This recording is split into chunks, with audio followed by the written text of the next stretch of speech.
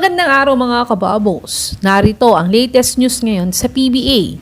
PBA hindi sasali sa upcoming 2026-2027 ESL tournament. Barangay Ginebra tuloy nga ba sa upcoming EASL? Meralco Boats nagbawas ng veteran bigman ngayong Governor's Cup.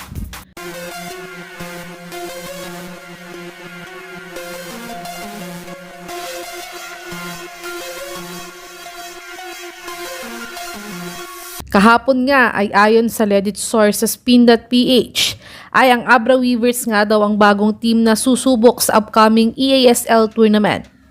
Ito ay matapos daw madaming hinihingi na demands ng PBA sa EASL ayon sa FB Live ni Sir Snow Badua kagabi.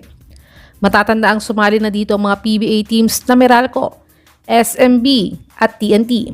Pero ni isa sa tatlong teams na to ay wala man lang umabot sa quarterfinals ng tournament na to. Kaya't ngayon nga ay susubukan ng Abra Weavers ang tournament na to.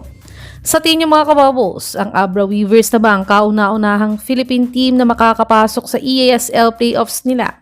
I-comment niyo na po yan sa baba. At dagdag na balita nga dito, ay tutuloy nga bang Barangay Ginebra sa upcoming EASL tournament? Matatanda ang Barangay Ginebra nga ang nag-champion sa PBA 50th Commissioner's Cup. Kaya't after nga nito ay nagsabi nga ang CEO ng ESL na dream team niya daw ang Barangay Ginebra na pumasok sa ESL tournament. At ngayon nga ay may isang team ng representative ang Pilipinas at ito nga ang Abra Weavers. Pero sa past seasons nga nila ay dalawang teams ang kinukuha nila sa PBA. Kaya't baka nga ang Barangay Ginebra ang isa pang team na sumubok sa next ESL tournament.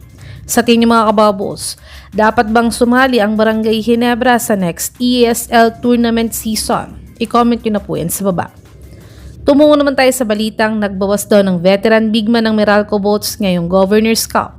Sa pagkatalo nga ng Meralco Boats sa Magnolia Hotshots last Friday, ay nakuha na nila ang 4-game losing streak nila ngayong conference. At sila nga ang pinakakulelat ngayon sa Group B na may 2 wins at 5 losses.